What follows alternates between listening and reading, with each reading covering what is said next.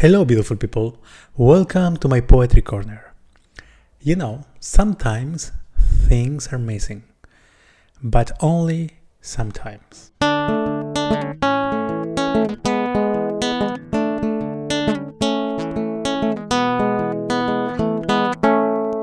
Imagine you are a human being. That means you have dreams. That means that you like things, you have hobbies, you have things to do, you have a personality, you have a life. Every day you wake up, you go for a walk, you look at nature, you look at the city, you look at kids, you look at dogs, you look at couples, you go to a cafe, you sit down, you draw, you take pictures, you're a photographer, you're a visual artist, you have a life, you have something to tell, you're a pretty woman who has this amazing eye, an amazing gaze for life. And you do that every single day. One day, you are in a coffee place, and there's a guy, he's a runner, he runs, he's sweaty, he clearly likes you, and he's trying to talk to you. Eventually, he manages to buy you a croissant and to talk to you. Now, let's imagine that there is a third person in this whole story. He's not the runner and he is not you. He is me, the writer. So I saw this situation, I saw this whole dynamic between the runner and the artist, the visual artist, and I told the story. And you can check the video of last week where there's the story of Dan, a runner who likes a girl he sees in the coffee place.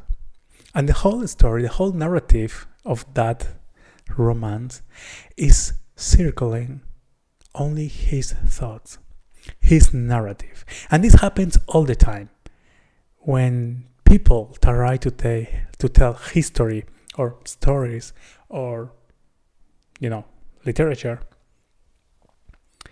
we tend to create these characters that are like objects that we don't give them a background story because we want to explore how the guy is feeling or how the protagonist is thinking. But this is not the case. In this case, Elaine has a background story. She has her own life. Yes, last week she was the muse for a guy who was running.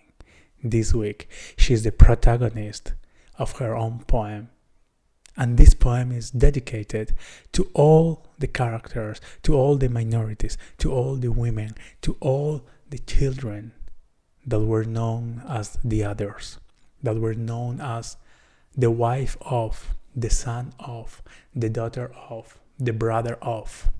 All these characters, either real characters from history that we don't know of, that are lost in the books of time, or the characters of our beloved books such as Lord of the Rings, Harry Potter, or The Little Prince.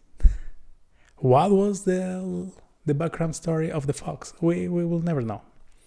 Anyway, this poem is for them, and in particular for Elaine.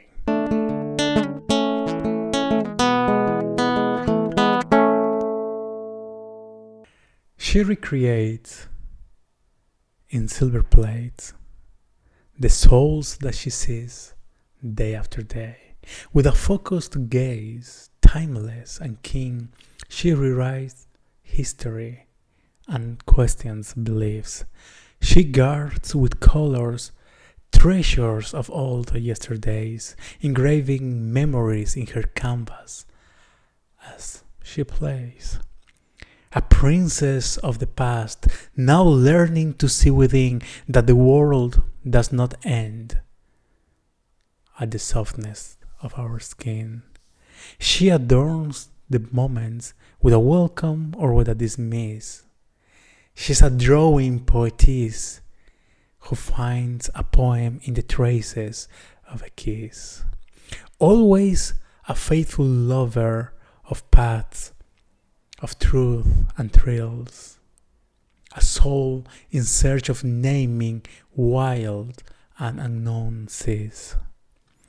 Nights are converted into rituals by her spell that brings her moon closer to her.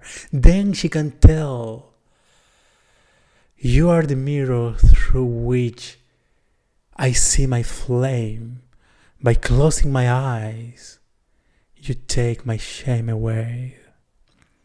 Tender, oh tender curse, the blessing that allows you to chart colors and form of feelings distilled deep into your heart.